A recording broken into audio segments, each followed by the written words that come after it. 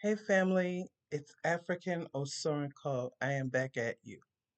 Family, I'm here today, and this one here took me a minute because this really hits home. But I am back at you with the situation of Sonya Massey, Sister Sonya Massey, who was brutally murdered by an Illinois deputy. Okay. Um, it's very sad, family. It's really uh, it makes you so angry. It makes your blood boil. Okay, that sister deserved nothing like what she got. That sister was taken out for no reason by a nefarious beast, to say the least, that deserved way more than he gave her. So, family, from what and I know you've all heard about this already. So, I'm not going to show the video because I just won't do that to our people because that causes trauma.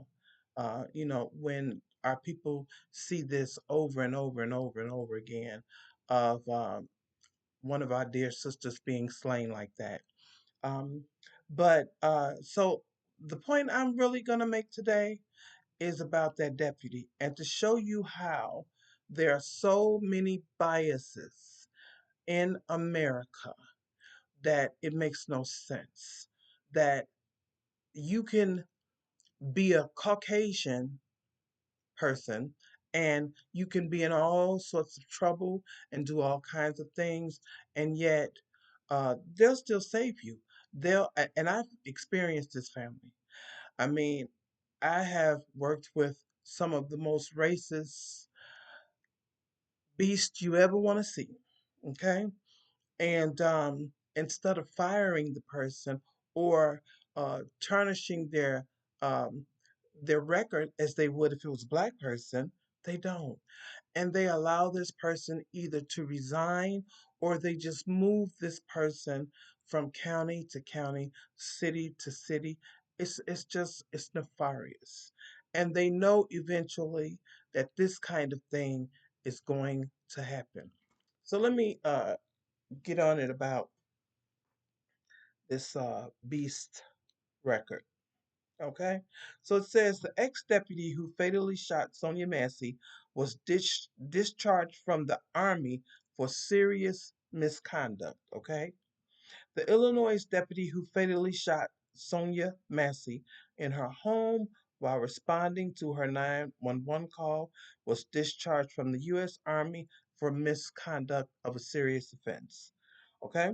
Sean Grayson, the former Sangamon County Sheriff's deputy, was discharged on February 24th, 2016. So, see, first of all, when you're hired in the law enforcement, and basically when you are hired in any kind of state or federal job or office, something like that. Okay, if you are a veteran, you submit your DD 214, which is the veteran document to show, your status, if you were discharged or whatever. It wouldn't take anything for somebody to look and to see if he was dishonorably discharged and why. But instead, this man was given a badge and a gun and put in neighborhoods to patrol people and black people, us. Okay? He was discharged on February 24th, 2016, after he had been in the service since May 5th, 2014. He served a total of 1 year, 9 months, and 19 days. Okay? The U.S. Army, citing the Privacy Act and Department of Defense policy, said it is prevented from releasing information relating to the misconduct of low level employees or characterization of service at discharge. And that's a lie. Family, I know somebody, okay, who was discharged dishonorably from the military, and he tried to get into law enforcement, and he was not successful. And they did divulge his records and information that he had been dishonorably discharged, and he had some kind of mental health issues or something, and he was not given a badge, and it was a black man, okay? He was not given a badge, he was not given a gun, and he was not hired in any federal or state or any kind of positions like that. All right. Um, Grayson was a 91B wheeled vehicle mechanic in the regular Army from May 2014 until February 2016. He had no deployments and left the Army in the rank of private first class, according to an Army spokesman. ABC News has also learned that Grayson, 30, was charged with two DUI offenses in Macoupin County, Illinois, in August of 2015 and July of 2016, according to court documents. Family, and that's another thing.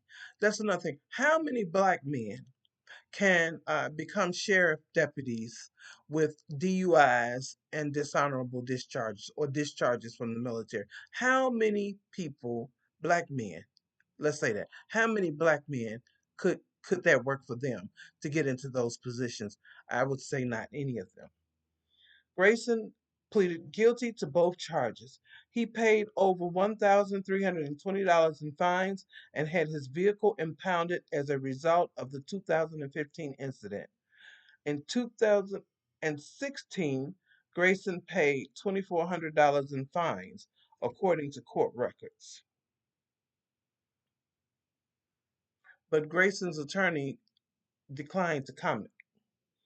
According to employment records, Grayson was hired for his first known police job at the Pawnee Police Department in August 2020 and was fired from his most recent job as a sheriff deputy at the Sangamon County Sheriff Department after the July 6th deadly shooting of Massey, a 36-year-old unarmed black woman and mother of two. Grayson and a second unnamed deputy responded to Massey's 911 call reporting a possible intruder at her Springfield home.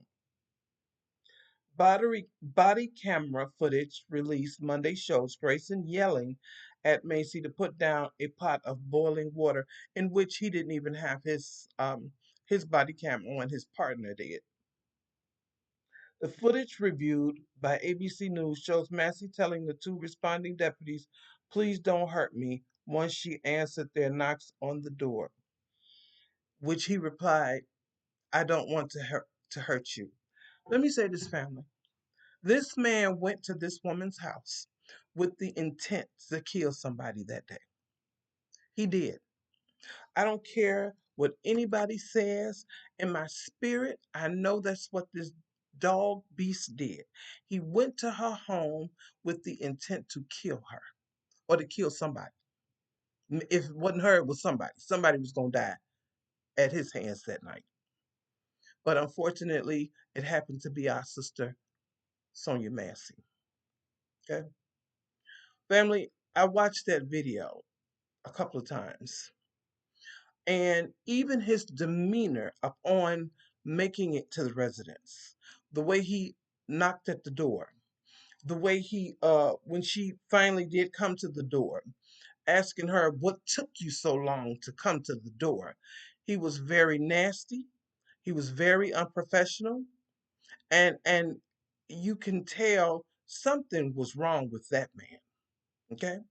The only thing this woman said to him, and which is now some of the things that these people say, I'm telling you, is sickening. These people are and have never changed. They are what they were in the 1700s, in the 1600s, in the 1800s, and they are what they are today. These people have never changed and they will never change. Okay? This system has allowed for white people to go around and kill black people and yell they feared for their life. They were afraid for their lives. and all of that bullshit. Excuse my French, family. This system has allowed for it. And there comes a time that it has to stop. Family, I am telling you with at all possibility, unless you absolutely have to, don't call law enforcement to your home. Unless you absolutely have to or feel it necessary, do not let law enforcement into your home. Okay? Because if they come to your home, everybody, usually most people right now have those ring cameras or another form of door camera. You can talk to them through there. You unless they have a warrant, you do not have to open the door for law enforcement if they're not presenting a warrant. And if they are presenting a warrant, I would have them hold it up to the camera so that I can see it. And if you don't feel safe still at that point, you can absolutely dial 911 and let them know that the police are at your door. You're afraid, you would like to speak with an officer, a supervisor, or you would like a supervisor sent out to your home. You can call and do that. But we have gotten to a point at this point, family, we cannot trust law enforcement. We cannot trust them in our homes. We cannot trust them with our lives. Law enforcement are put, here to protect and to serve. They do not protect Black people, and they do not serve Black people, family. It's just that simple. It's just that simple now, you know. And yeah, I've had family members, that were in law enforcement, family members that were in military, but at this point in time, Black people don't trust these people anymore. We can't. We can't unless you know that officer personally, and they have proven themselves, with their um, temperament and how they interact with the community and anything like that. Other than that, family, you can't trust these people. And I would advise not to, because it has gotten down to the, bare knuckle, um, because our lives are at stake. Our lives are at stake. Even in pulling you over, I would say, keep your hands at 10 and 2. Family, go out and get you a dash cam. Family, search them. They have all different kinds. Go out and get you a dash cam, and it records, and you can have it front or back, and it'll record your interaction. So if the police pull you over, you can turn the camera towards yourself and the person that's in the vehicle with you. Okay? You can even turn it towards the officer, but I would suggest you keep it on yourself. So their lie cannot be, they feared for their life. You were reaching for something. Because this is the bullshit that they're using, to kill Black people. And this is all it is. Family, we have to stay safe and we have to really be diligent now. We are in spiritual warfare. We are in more than spiritual warfare, family. We're in more than that. We are at the end of times. We are.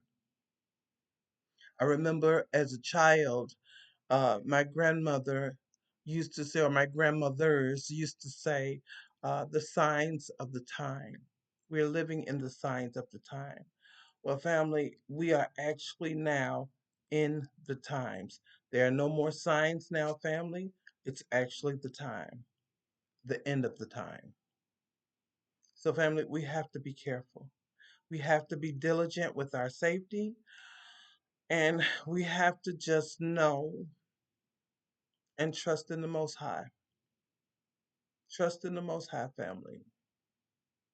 Family, I really want you to pray, fast when possible. Family, exercise. Try to eat as healthy as you can. Try to live a good life where you're not allowing stress and things to, problems or, things we can't control, like bills and stuff. I know right now so many people are having a financial hardship. There's people that have lost their jobs or are, having struggling paying their rent and bills. Family, don't let those things take over you. Don't let those things take over you. You can do what you can do, and what you cannot do, family, you don't worry about. You just keep on pushing. That's the only thing you can do is to keep on pushing. Family, I'm praying for everyone and keep me in your prayers as well. All right. And I thank you so much, family, for joining me. You guys have a blessed rest of your day and you take care. And say her name, Sonya Massey. Let's continue to keep her name in our mouths and let's continue to pray for her family and her children, her dad. I felt so bad for her dad.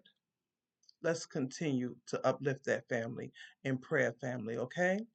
Please like, share, and subscribe if you will. All right, family? And please be blessed. Thank you so much. Bye bye.